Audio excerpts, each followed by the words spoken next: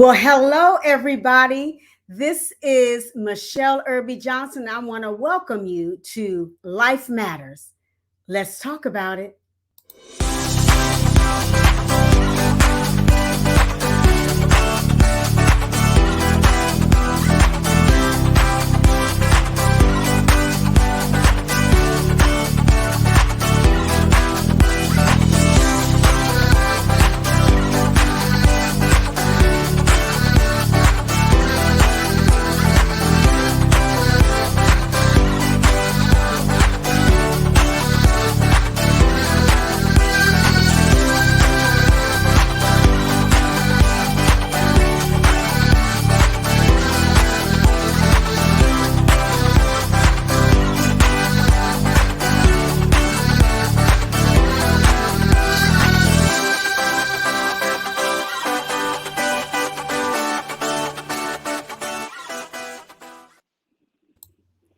Well, hello, everybody. Hello, everybody. Welcome once again to Life Matters with Michele. I am your host, Michele Johnson, and I'm so excited to come into your places of business, your homes, your cars, wherever you are on your many devices to discover who you are and what we're doing on today. Today, we have our very special guest, Miss Alease Bigby, and she is going to be talking about re-entry, life after incarceration. Say hello to the people, Miss Alease. I think I've lost her. Well, anyway, until she comes back, again, my name is Michele Johnson, and we are here on Life Matters. You know, I'm very excited because this is a place, this is the platform where we talk about what matters in your life. Particularly, we talk about what matters in the life of the African American community. That does not mean we are discriminatory, but what that does mean is that there are certain aspects in society, certain aspects in life that just land differently in our community. And so we like to talk about things that give us resolution. We like to talk about topics that give us keys. We like to talk about things that help us to have greater insight, wisdom, and direction as it relates to our community. And so we never want to feel like we're discriminating against anybody, but I talk specifically to the African American community. So if we have Caucasian people or other people of other races to come in, that's fine, as long as what they're talking about leans into helping our community, because there's something about being, understanding or relating to the marginalized societies and the marginalized groups that we have amongst us. Amen. So once again, I am your host, Michele Johnson, and this is Life Matters with Michele. Alease, are you with us? Can you hear I me? am with you. Isn't that we haven't had any issues, and then all of a sudden I couldn't hear you at all, and it was dragging. But that's So all I had right. to drop back That's out. So I didn't get to hear your amazing introduction. that's all right, honey. We just gave our little spiel, but the bottom Okay. line is we are excited to have with us on today Miss Alease Bigby, and we are Bigby, and we Hello. are going to be talking about re-entry, life after incarceration, and want to remind all of our viewers that you can certainly drop in your comments and your questions, and I will field them over to our beautiful guest on today. Say hello once again, my dear. Hello, everyone, and welcome to this amazing woman show. I'm so glad to be back here for a second time, and I hope I give some information that brings a little clarity to what I've done in the past, and hopefully to inspire some others to get out there and do something to help in their community as far as reentry goes and prison reform, as a matter of fact. Yeah. Absolutely, absolutely. Thank you for coming back, because yes, she was here. She was on the show before, and I enjoyed her so much. I said, I've got to have you back. And I so love it here. she is back with us. Let me do a little intro for those of you who don't know who she is, I'll read a little bit of her bio. Miss Alease Bigby is a dynamic and passionate trainer, speaker, teacher, and coach who specializes in transitioning and reentry. We're going to talk about that today. Her gift lies in the ability to use kingdom principles to walk you through the processes of entering into a new phase of life on your journey, no matter what you have been through. For the past 20 years, she has walked out her healing and deliverance from addictions. We talked about that on the first show. It was Yes. amazing. Go back and find it. And alternative lifestyle while she worked in all aspects of social service. In her apostolic ministry, she mentors and coaches kingdom believers to overcome, heal, and lead with honor. She has a discipleship group, Kingdom Keys, which is designed to help people to find and take dominion in their sphere of influence, and is preparing to launch a new mentoring program for women. I'm on that same bandwagon. I got one too. Listen. She has an associate's degree in criminal justice and law, and holds a bachelor's degree in justice studies and behavioral sciences. She is a certified life coach and MRT, meaning moral recognition therapy, which is amazing. And she's an MRT instructor. She believes that all transitions begin and end with faith in Christ, as the forefront of your healing begins when you allow Him to take that place in your life. Once again, I introduce to some, represent to others, Miss Alease Bigby, and we are talking Hello. about reentry life after incarceration. So, for those who do not understand or know the term reentry, can you give us some background or a scope of what that means, what that looks like? Definitely. Re-entry when you're dealing with prison or those in law enforcement incarceration. Um, it can actually mean as well as when you're dealing with someone coming from addiction or something like that. But it's basically um, the programs that you go through that prepares you to be back into society after you've come out of a period of incarceration or rehab facility or something like that, that prepares you to be back in regular society. And so it's just taking you, re-entering you, and kind of getting rid of everything that you learned as you were in incarceration. So you want to kind of get rid of the institutionalized thinking. And then we kind of reprogram you to be back into society. So therefore, you don't reoffend and go back into incarceration. Okay, so when you say reinstitutionalization, walk us through that. What does that mean? I mean, I might know what You, it means, but you mean being institutionalized or you being said it reprograms you from from institutional? Yeah, Mhm. yeah. Basically, when you have done incarceration or been incarcerated, there is, especially the longer that you're in, a lot of times you don't have this issue with those that have been in for 1 to 3 years, even sometimes up to 5 years, because you haven't been like we called from the free world that long.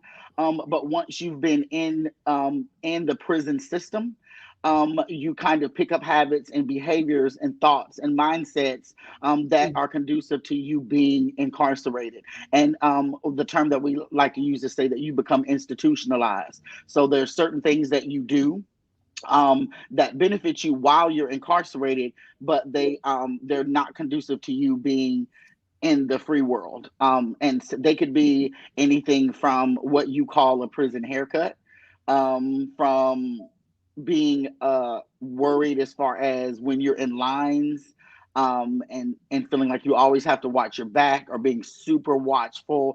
And it's something a little different than just being normally cautious, which we're all normally cautious in this day and age. But this is more so of a extreme fear, extreme caution. Being a little aggressive, always feeling disrespected, feeling like things have to be yours, um, being very, very protective of things that are yours because you've been in a system where people just don't care and they'll take from you, at any moment. So those are the things that you have to kind of reprogram yourself from how you're thinking and how you behave in order to be a productive member of society. And you might have known before, but unfortunately, the way that our prison system is set up, most of the time, guys and the ladies come out worse off than they were before they went in. Wow. And so we're going to address that. But you said something when you said, when they are thinking that, somebody's watching them or all of the, so would you say that they are hypersensitive to Extremely. just what we consider to be normal things? They're hypersensitive and their antennas go up. Yes. Extremely. You're looking at as far as even if I go someplace as far as like maybe a bank, an institute where I'm going to maybe open an account. Hmm. We know that going into a organization like that, they're going to ask questions.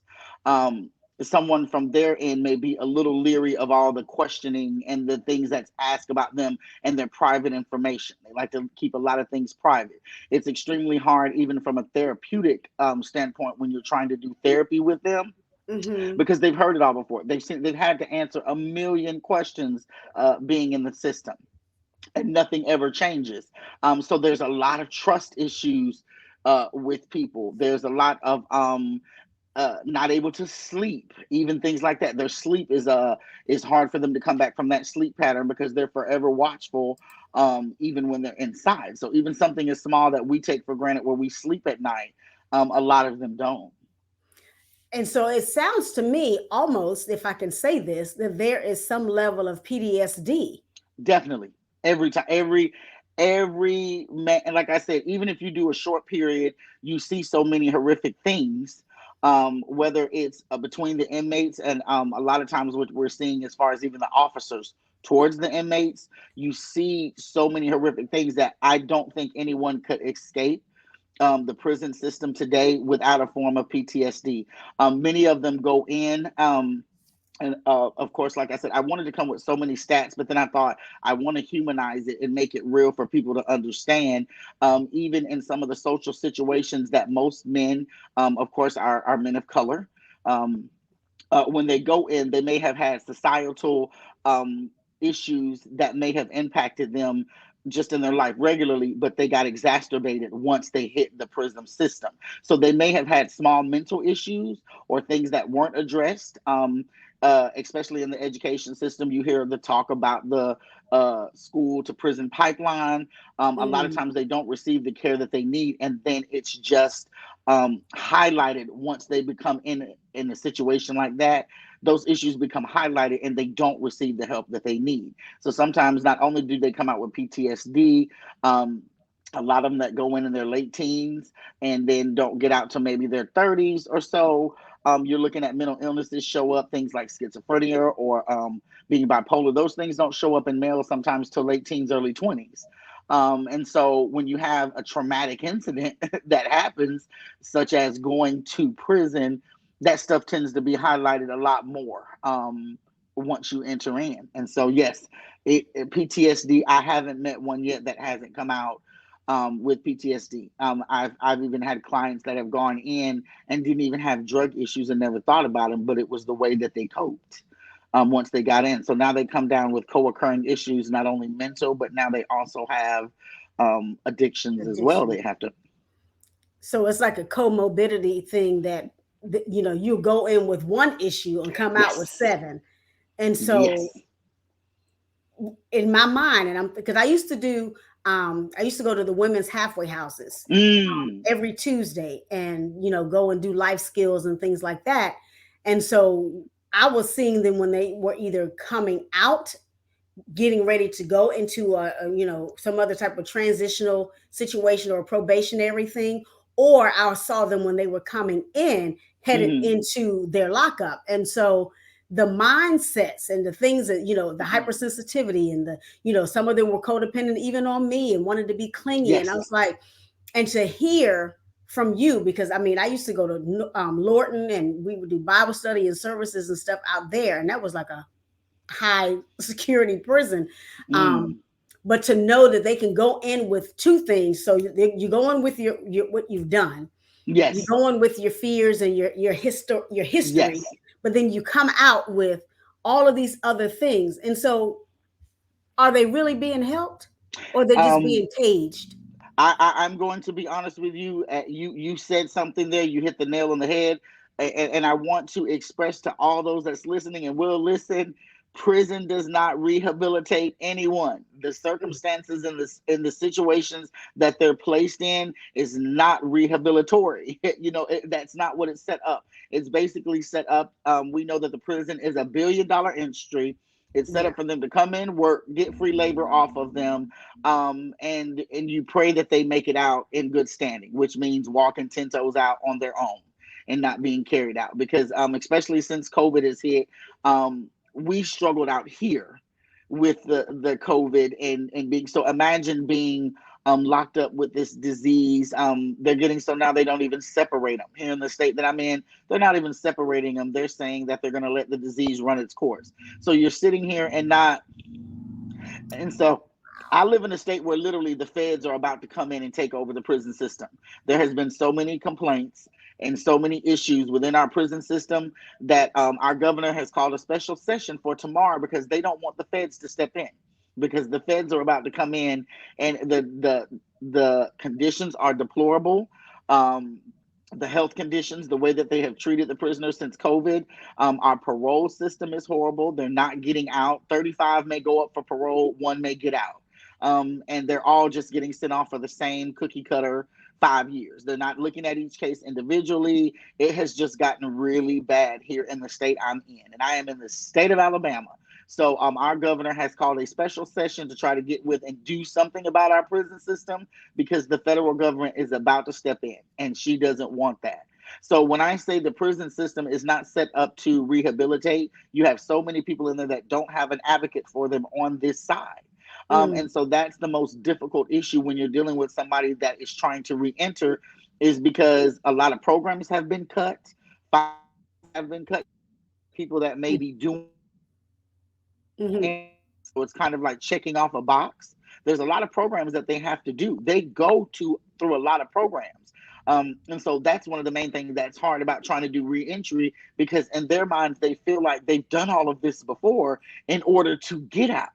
And then you put them back in programs once they get on this side, and that's not what their mind is focused on. And and So it's what not rehabilitory. I tell you guys out there listening, um, it's not. it can't be. I mean, because even with the movies, the way that the movies portray it, my mind, and then hearing what you're saying, and I'm coupling them together. When you're in the system and they're quote unquote putting you through all of these programs, it's almost like giving you a false hope to say if you do this here, when you get out, it's going to work for Yes. your good when you get there. Now, for some, we do have some Yes. individuals who are, what we call superstars that will actually take to heart the programs inside, utilize them on the outside, Yes. and they become, you know, uh, uh, I can't think of the word I'm trying, the stars for this really works. But that is few and far between. And so we have all of these individuals, male and female, who go in one way for something that may be a misdemeanor or something that may not be as high level, and then they're institutionalized mentally, emotionally. They get on drugs and all of these different things, and they come out. And like you said, there's no real rehabilitation. So all they've done is sat in there for 5 years, 10 years, 15, 30 years, listening to the same things, wash, rinse, repeat. Then they get outside and they're expected to assimilate to a society that they know nothing about. I know somebody who came in or came out and they had no idea what a cell phone was. They had no idea what Facebook was. They had no idea what all of this stuff was. And so it's almost as scary to be out as it is to be in. And so you find some of them, uh, committing a crime again so they can have the comfort of three hots and a cot because they at least know Definitely. prison. But when they come out after 15 years, they don't know world. They don't know. This is just a lot. I'm sorry. I've had so many. No, I've had people. I've seen people beg their parole officers to take them back. Really? It's a lot simpler when you come out in this world and you dump what society has on them, and you're expecting them to do certain programs, and in order to get a job. It's extremely overwhelming, especially someone who hasn't done a work camp, who maybe was working before they got out to be around. You're starting to, especially, I did a program that they did in our state while they were incarcerated, but because they hadn't done it correctly, the guys would really panic when they got me, and they'd say, "Oh, we've taken this before." But when they took it with me and it was actually done correctly, and there was a lot of pushback, you would see them start. I've had books thrown, like they would throw a book at me, like they would have had it up to here with me, trying to get that pushback and get them to set goals and get their mind frame. Because again, once you're in the system, a lot of times they're doing it for a check. You may catch some camps that actually, have people in those positions that care, but for the most part, they just do it to check off all these boxes. So when they come back up for parole, they have the ability to get out, but they're not really taking in um, what they're learning as they're actually incarcerated. Because we got to think about it, even on this side, when we talk about learning and you talk about the hierarchy of needs, and you start talking about food and shelter and stuff like that. Um, that's fine. They have food, they have shelter, but when you're in a situation where you're constantly fearing for your life, or where you're constantly having to watch over your shoulder, you don't know whether you're going to, make it from day to day. It could be something as small as an argument start beside you, and you're caught in the middle of it. So walking around with that fear doesn't make for a good learning environment. It's not conducive to be able to soak that in. And so even being in that facility and even having all these programs, it's kind of counterproductive. Yeah. Um, it's not helpful.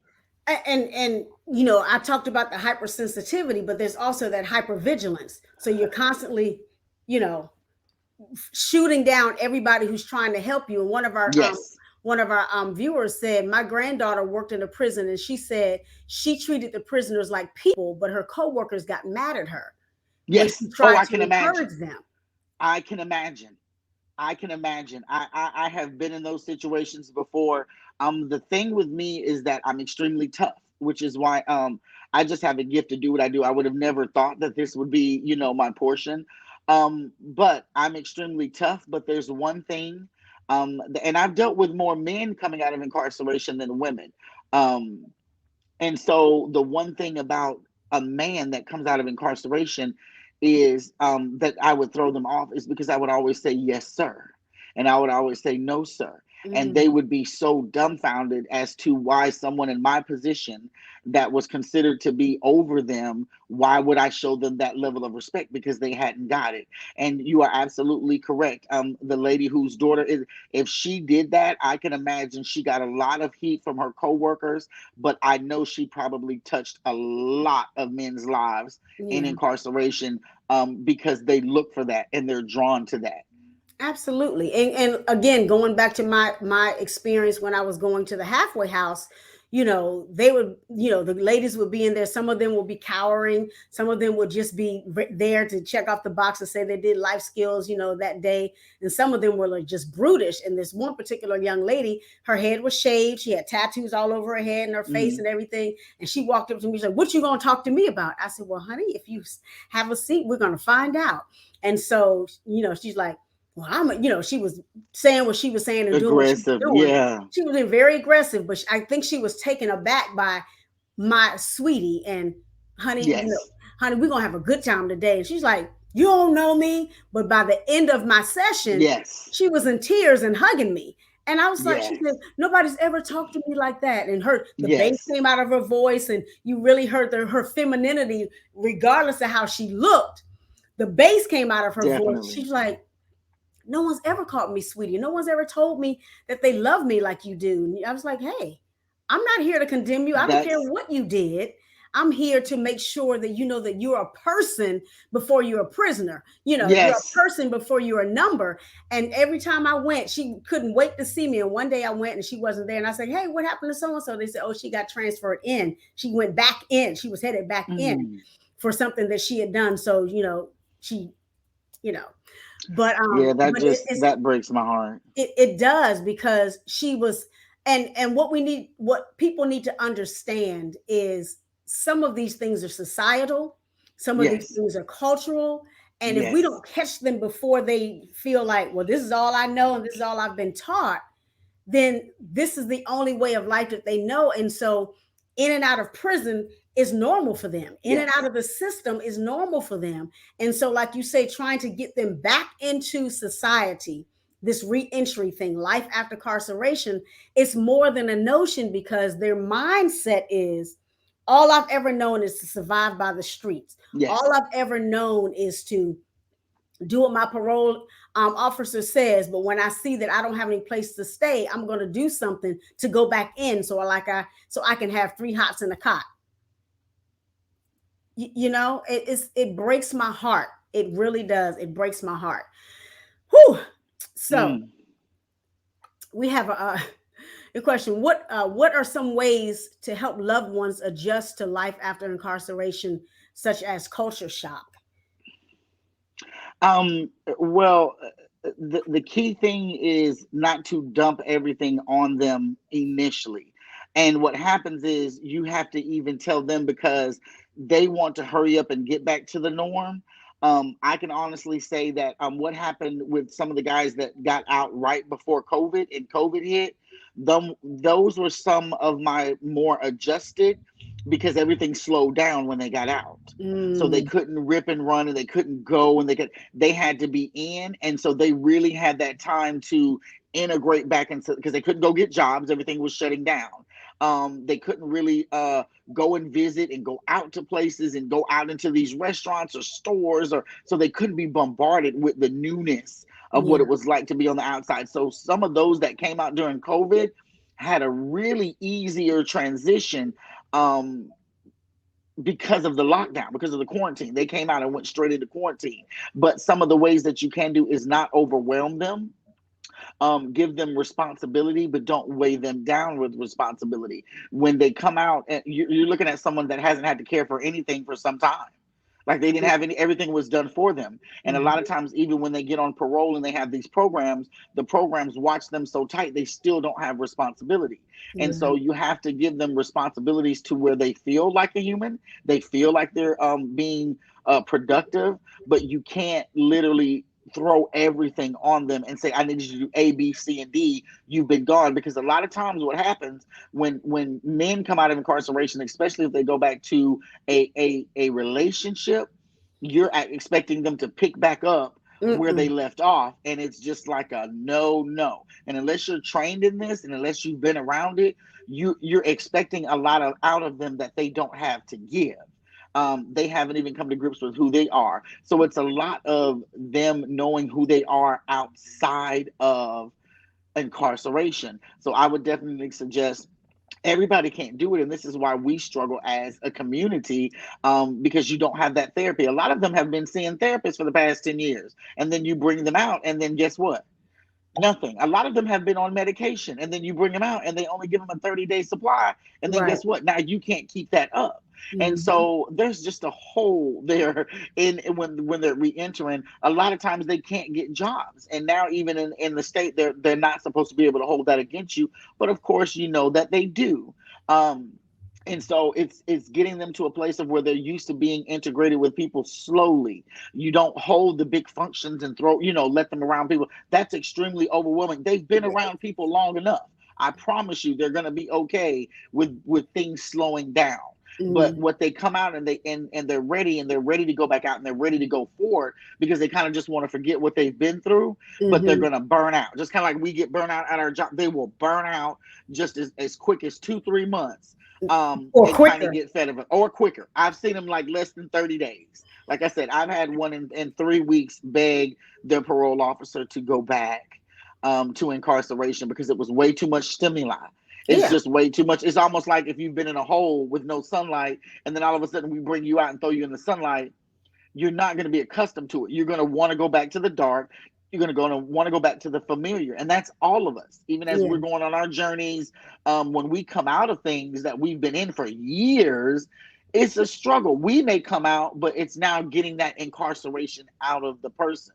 So they Yeah. would have to basically get rid of a lot of the stimuli, be extremely patient, um, give them freedom, not to press them to talk about it, but be ready to talk about it whenever they're ready to express themselves. And the key thing is being a safe space, because Yeah. they've come from a place that has not been safe at all. And that is the one thing that they're looking for, is stability and safety. And there was so much that you said there, and I'm going to try and pull on a couple of those things. So one of the things that you said I was going to say about it being overwhelming. Another thing I was thinking about, the stimulation, because what seems to be normal to us can be traumatic to them. Like you said, Mm-hmm. they've come out of prison, but the prison is still in them. Mm-hmm. And so until you've given them space and time to flex out or to transform out of that mindset, that heart set, that regimen, all you're doing is pushing them into a different Yes. type of coping skill, which might lead them to drugs, or might lead them to Yes. robbing again, or might lead Yes. them to, assault and battery, even to you. And so we have to be very careful with that, what we used to call in the military, redeployment. So what they told us when we came back from, being overseas, over in Mm-hmm. the desert, I'll just say it that way, after 9/11, when we came back, the first thing they told us in our redeployment briefings is, don't buy anything in 6 months. Mm-hmm. Don't change homes in 6 months. Don't change jobs in 6 months. Don't do anything in 6 months, because you've been where you were for a year, 6 months, 18 months, or whatever. And you've been, quote unquote, institutionalized by that's how we were Yes. living there. Definitely. And then you're coming back, although it wasn't prison, there was a mindset.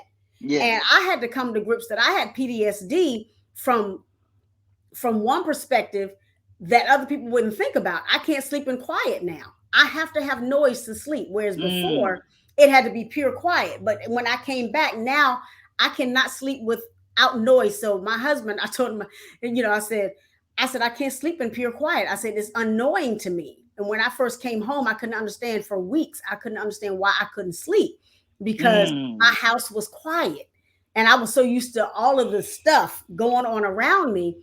So I had to start sleeping with the TV on, or sleeping with the radio on, or Mm-hmm. something like that. But I said all that to say, when there's a redeployment, you have to do it gradually. And so when you have couples, like you said, with relationships, you can't bring your spouse home from having been in a tumultuous situation and expect them to pick up and do the bills, and pick up and Yes. pick out the Yes. trash, and pick up and work on the car, and pick up and, And hey, I I need you have to do. seen that so many. When I tell you, I've seen so many females, and they're unfortunately, uh, they're younger females, so they don't know, because Yeah, all they know is he went off and did this, and when they come back, they're like, "Hey, I've been solo with the kids. yeah, Now I need you to take them to school." Even though they want them to get back into that father role. no, I've dealt with a lot of children whose parents came out that they haven't seen in a while. That's wanting them to pick back up that father role, and they're not capable. One thing that I love that you said, as far as even in regards to the redeployment. Um, of course, I came from a family in the military, and that was a big issue. I would akin it definitely incarceration to being in a war zone. I would definitely. So when you say that, when you were over there, there was a regiment that you had.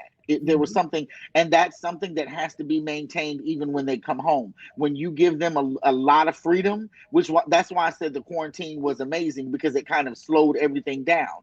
But when they come home and there's a lot of stimuli and a lot of freedom, they don't know how to handle that. And a lot of times, freedom is free, but freedom is not for everyone. no, Everybody does not know how to handle the ability to not have responsibility or to not answer to anyone, which is why they have a hard time when they have to make decisions. I've literally had one, and I call him my son, love him to death. He was about 21, and he had to make a decision on whether or not to go to community service or to complete the work that he had to do for my class. The work that he had to do for my class was due directly after their lunch break. But he also wanted to get community service hours, because that would help him go to the next step.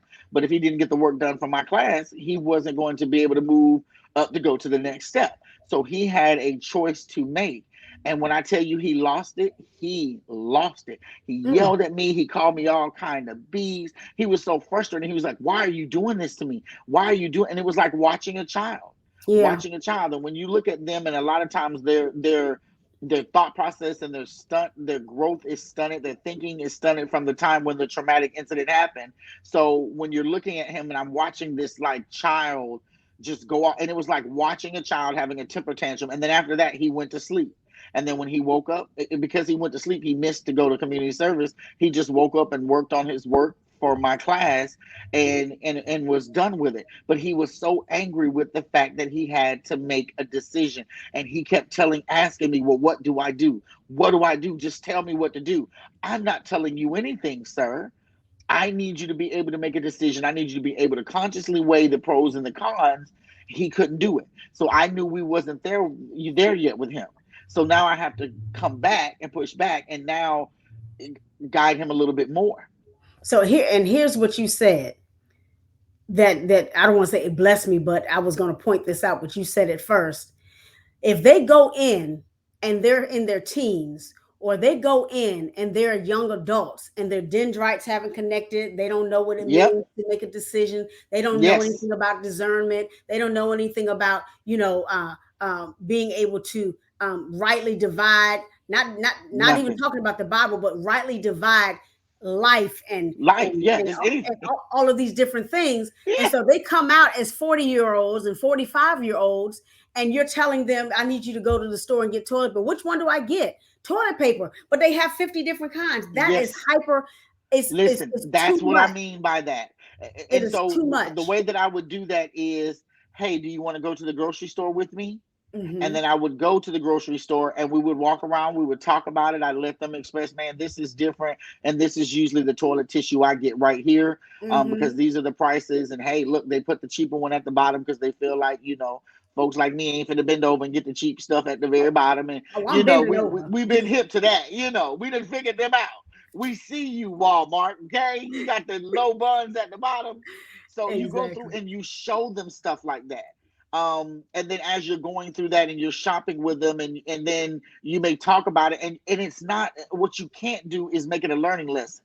Hey, look, the toilet tissue here, what would you do if the toilet tissue, like, you It can't do can't be that. You're that just casually simplistic. walking through. Yeah. You're talking, and then you may get to maybe the toothpaste and say, hey, we need some toothpaste, you want to go ahead and make the blah blah blah, and then whatever they choose, hey, that's good, that's a good choice, good, Because you and you don't do want it. to I'm sorry, you don't want to downplay their intellect. Yes, E- you can't do that. even Yes, though they may not be there, you still don't want to make them feel you less can't. than. You don't want to emasculate them, Yes, you you can't. know, where they're like, I ain't stupid. I've used Yes, toothpaste and before. that's what's going to happen. And Yeah, that's what you're going to get. They're definitely going to get, you crazy. You think I've been buying stuff in the store for 20 years. I know how to buy toothpaste.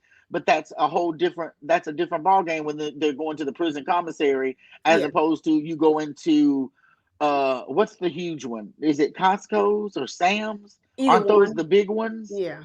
That's overwhelming to walk. I get overwhelming walking into Sam's or Costco. That's overwhelming. So you would never do that. You would never want to take them to a place. Walmart and Target are getting a little overwhelming now. Like You they're a got to whole take them to a production when you Family go in there. Dollar. Yeah, yeah. Take them Take to them the to a dollar Dollar store, General. right? Yeah. Because those other ones, so those are little small things that you do, because you're going to get that pushback. You're going to get that angry, because even though you may not be feeling like they don't know anything, they're going to still have that hyper vigilance of, you're judging me, And you're anxiety. judging me, and that Hmm. and feeling like I'm not enough. I'm not enough to be here. Even though they sit there and wait for the days for the gate to open, they still second guess themselves once they get on this side of it. And so you have it's a very fine line you have to toe. It's scary. I mean, it is very scary. It's just like, well, I'll akin it to, you're coming out of college and you've been in school for 12 years plus 4 years, and now they're telling you, oh, you're on your own, you got student loans and all this. You're like, what in the world am I supposed to Yes. do? And so they're thrust into the life they dreamed that they want.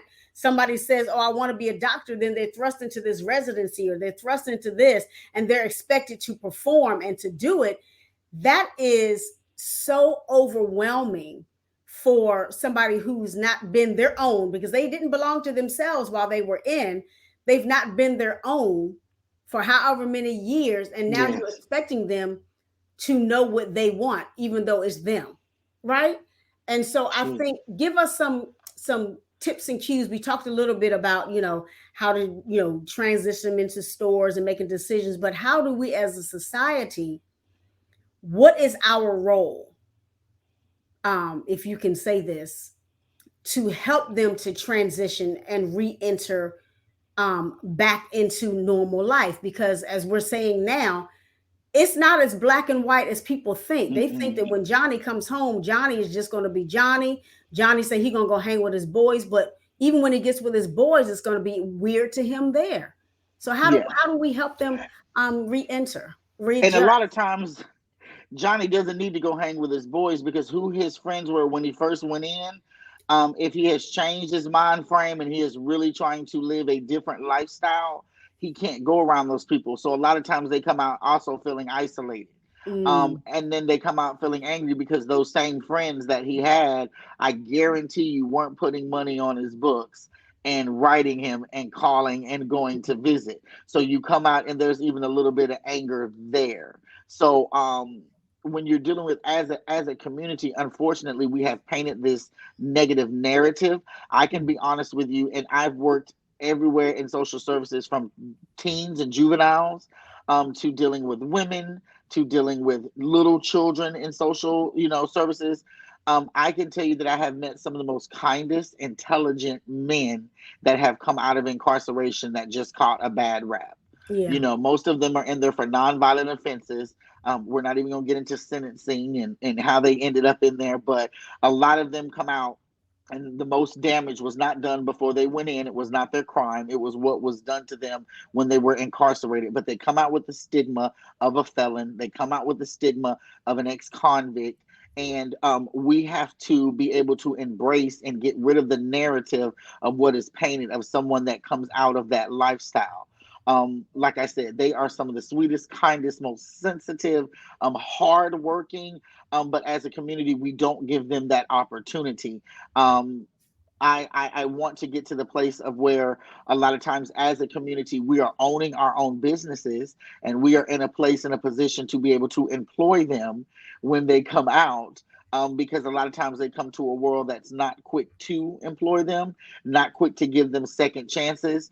I was talking to someone the other day about this, and everyone is so hard on crime until it's your own family member, and then it's just, oh well, it was just a small felon, or he right. deserves a second chance when it hits home.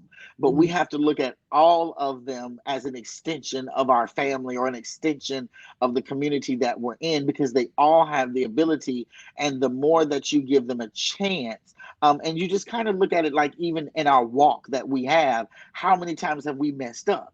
But we still are in a position and we serve someone that is going to give us another chance and another chance. And as we fall, just pick us back up. Yeah, But that's not what's done to them, unfortunately. And that was something I tried to change the culture.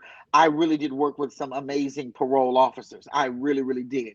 But I wanted to change the culture of how they felt about our community, as far as everything doesn't have to be a reason to lock them back up.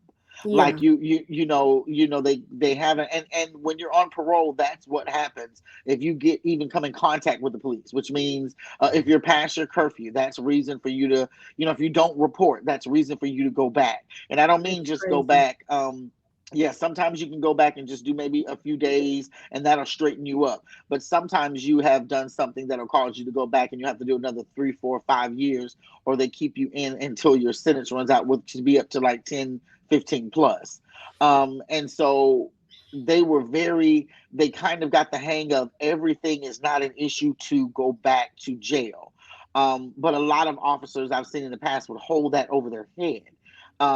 and it's kind of a power struggle. You do this, I'll throw you back in. And Yeah. so there again, there's that dynamic that they're walking around on eggshells and trying to be perfect, as opposed to just allowing them to live and be and make mistakes, Yeah. because all of us are just one incident away from, we could possibly, we have all been like one short of catching the case. Like I Okay. haven't met anybody that wasn't. But when they come out with that stigma on them, we have to get away from that we put on them, and the narrative that's painted, as far as even when COVID came and it was they wanted to do a mass release of prisoners, people got so scared and offended, and the rights were so quick to, oh, we're going to let all these criminals. That's not the case at all. You weren't letting a bunch of mass murderers out on the Right. streets. Right. That's not what you were doing. Misdemeanors. You Okay. were literally letting out people that had a little weed in their car, somebody that, you were not letting out a bunch of Jeffrey Dahmers on the Right. street. That's not what you were doing. But that's the narrative that we paint, that we as a community have to get out of, because most of them are not coming out like that. Most of them, can they get with you? Yes. But I've met people who've never been to prison. I've met, my dad's a Vietnam vet. He can get with you too. He's never served a day in his. So we can't hold that stigma to them as if there's such a danger Yeah. to society, and you don't even give them the opportunity to get back on their feet again. Yeah, absolutely. Once again, ladies and gentlemen, we are talking to Miss Alease Bigby. We are talking about reentry, life after incarceration. And it's really a sad thing, a sad reality that people who were really, we say they can't be rehabilitated in terms of in certain terms, but some of them have the mindset that they don't want to go back. But when we look at who's in prison, which is mainly our people, and it is a money racket. Yes, let's just put it out there. States make money off of how many prisoners they have, how many people they keep, how long they Mm-hmm. keep them there. We don't want to get into that, but that's just the truth of the matter. And the fact Yes. that they have so many brown people in there is almost like killing a culture or a genocide Yes. or something of that It nature. is. And then when they come back out, because they're the first ones that you want to put back in. You can have Johnny Smith who did the same thing as Hakeem did, but Hakeem will go in before Johnny Smith does, because Johnny Smith has people in his pocket that can pay to get him out and pay, under the table and all of these different things. It's unfair, but it's our reality. And as an Mm-hmm. African American community and society is not going to take care of us better than we take care of one We take another. it. Come on. And I think we need to do a Mm. better job of loving I'll say our men, but our women too, because Yes. I know there's a variance between how women assimilate when they come out, and men, Yes. there's a difference between it. Men Yes. have It's a always little been, easier. it's It's easier. a little easier because as a woman, you're expected for someone to care for you. So there's a lot of people that are willing to. There's a lot of transitional homes that are willing to help you as a woman. But Mhm. as a man, when they're looking at you coming out, it's a little. You're treated You're a a little man. different. You're a Yeah, man. Like, to you're get a it man. together. And Yes. there's an Yes. expectation for you to Yes. be a Yes. man. And you haven't Yes. been a man because you've been in prison since you were 18. You don't know what it's like You to don't know be a anything man about that. if you've never stood in a man's shoes. So I think, and I have several people that I know of who have records, who have had a hard way of going, and been in and out for misdemeanors, for dumb stuff. And you're right. People look at them like they are the scum of the earth. They're not human. They take away their humanity because they were behind bars, and that's not how it happens. And there's no way we're going to strengthen our community if we ourselves don't Get away. advocate for Mhm. those who really want to turn it around. We've got to Yes. be patient. We've got to show them that, okay, you made a mistake, but guess what? You can, in fact, take steps towards being better. A comment was made about people who go in and they get saved, they find Christ, and then they come out and they're ministers of the gospel and all that. And some people, just like Paul, when he was Saul and became Paul, people were like, well, who is this? Isn't this the one that was persecuting the church? Isn't he the one that was bringing them in bound and wanting to kill him? And when he changed his heart, when God arrested him on the Damascus road, I know this ain't church, but it's church today. But when he was Mhm. arrested on the Damascus road, people were like, well, isn't this the same one? People That didn't want to killed and forget could. who Yeah. he used to be. But because God did a work in him, he was able to turn his life. And the most of the New Testament is written by him. And we see the heart of God through Paul. And why can't we be so forgiving? Why can't we be so loving to allow a person to transition and transform to be who they've been born to be in spite Yes. of what they did? It was a Yes. season. That doesn't mean that's who they are. And this is the thing that I have to tell people that are preparing for someone to come home. They may make another mistake. Yeah. You see what I'm saying? It's not they're not going to come out and be A1 and golden, because you're having to go back and rebuild something that was broken long time ago. Yeah. And Yeah. so we have it, which is why um I feel like I have the heart that I have, and God has given me the gift that I have, because I can see past that. Because of things that I walked in and walked out of, Yeah. that I was in for a long time. Prison is a state of mind. Yeah. And so even whenever that's where they get attacked the most, is when they go in and it's the mind games that people play with them. And that's where you have to come in and allow them to get that mind back into alignment, as well as them dealing with their issues, because they're still in their body. There's still things that have to line up, and you still have to get the incarceration. But it's the mind battles that they have dealt with, that have caused that PTSD, that have caused that fear, that has caused that insecurity, that has caused that just extreme trauma that we have to push past. But we have to do that collectively. It doesn't do good if I am doing this and then I send them to work for you and you treat them as if they're beneath you. You're just solidifying what they felt, Mhm. the whole time. So we have to do it as a collective group. Absolutely, absolutely. And there's a song that says "Free your mind, and the rest will And the follow." rest will follow. That's Come on yeah, now. yeah, that's an old song, but it's It the is. truth. There is some truth to that. And if you're imprisoned in your mind, everything you do is wrapped around what you're thinking. Thoughts become actions, and so we have to help them to purge what's in their mind. They used to do weird things back in the day, shock therapy and all these different things. Oh, But we've yeah, got they to did. we've got to find a better way to help them to transform their mind, transform their lives by the renewing of their mind, Yes. affirmations, the word of God, all of these different things. There's so much. Ladies and gentlemen, once again, we're talking to Miss Alease Bigby, and we are talking about reentry, life after incarceration. If you need to talk, if you want to talk more about reentry, if you have somebody who's in the system, or you want to know how to better assist them on their transition out, because they're not going to come out and be pristine because they've been in for 10 years. They're going to come out with greater issues than when they went in. Please email Miss Alease at restoredoutcast@yahoo.com. That is RESTORED outcast@yahoo.com. We cannot do this alone. Our brothers and sisters cannot do this alone. There is there is a collective healing that has to happen. And if we don't see them as individuals and we don't see them as part of our family, they're never going to feel apart, and they're going to keep doing what they do. So if you want to talk to Miss Alease, if you want help, if you know somebody who's incarcerated, if you know somebody, if you need tips and tools and tricks or what have you, please reach out to Miss Alease. Again, her email is restoredoutcast@yahoo.com. That's RESTORED outcast@yahoo.com. She also has an amazing book that's just hitting the shelf called The Whole Truth and Nothing But Ooh. Jesus. You can get it on Amazon for $15. I promise you it's going to bless your life. But yes, we're so happy to have you here with us. Just want to Thank do a few you. of my announcements before we get your last words. Thank you for those of you who are tuning in. You can watch the replay on my YouTube channel at Life Matters with Michele TV Official.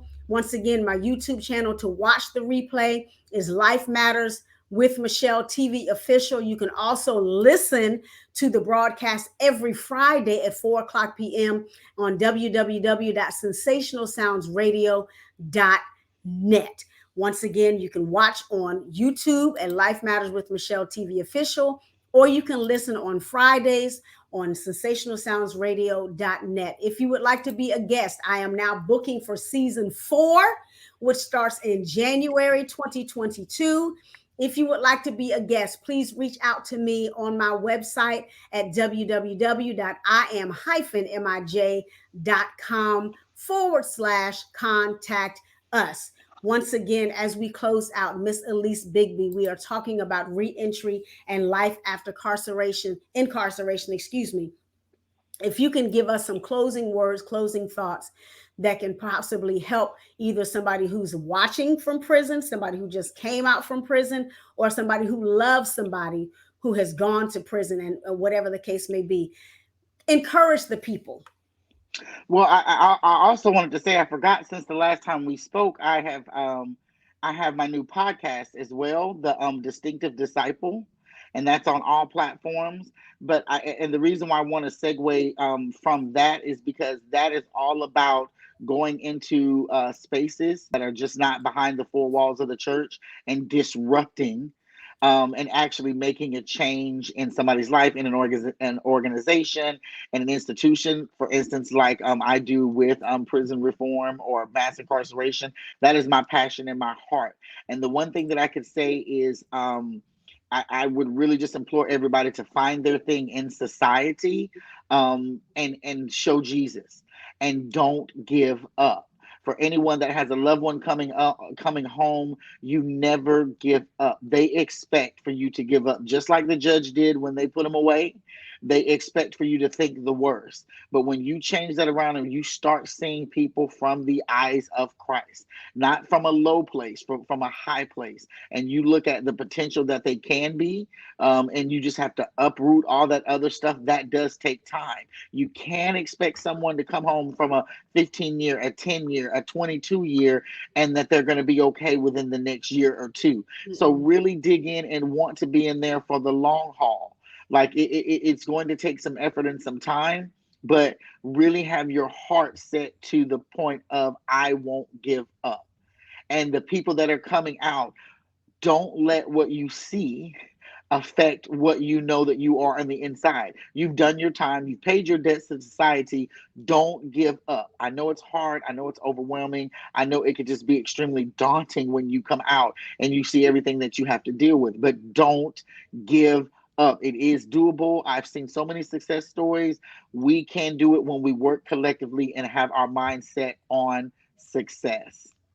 Amen. Amen. Thank you so much. Once again, ladies and gentlemen, we have been graced with Miss Alease Bigby today. Thank We've been you. talking about reentry, life after incarceration.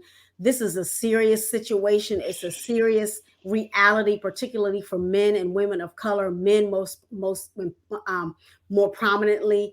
But we have got to learn to love them back into life, love them back into society, love them back into the roles that of who they are and the purpose that God has meant for their lives. Once again, thank you, my dear sister, for coming back. Because you know I'm Thank gonna you have for you, having you know I'm me. gonna have you back for season 4. So Thank you for having me. We she's been got on a for every thing season. going. So I I am love it. so I love it. I love the topics. I love just doing life. I love the word. I love the word, but I love to see the word manifested in our lives and see how it affects us in our actual lives as well. Because you can have all the word in you, and if you can't do life, so that's why I just love the topics and the things that you speak about because you're bringing a highlight to life. How yeah. do we do life with How each do we other? do life? So I love it. Absolutely. Thank you for Absolutely. having me. Trust me, God was the one that woke me up and said, you need to create your own platform and call it Life Matters. I was like, what? But here I am. But Thank you. obedience is better than sacrifice. So I'm It grateful is. again for you being here, and for all of our viewers and all of our listeners. Thank you again for tuning in to Life Matters, because life matters, because what matters in your life absolutely matters to me. You all have a blessed Oh, I week, love it. and we will see you all again next time. Bye bye. Bye bye.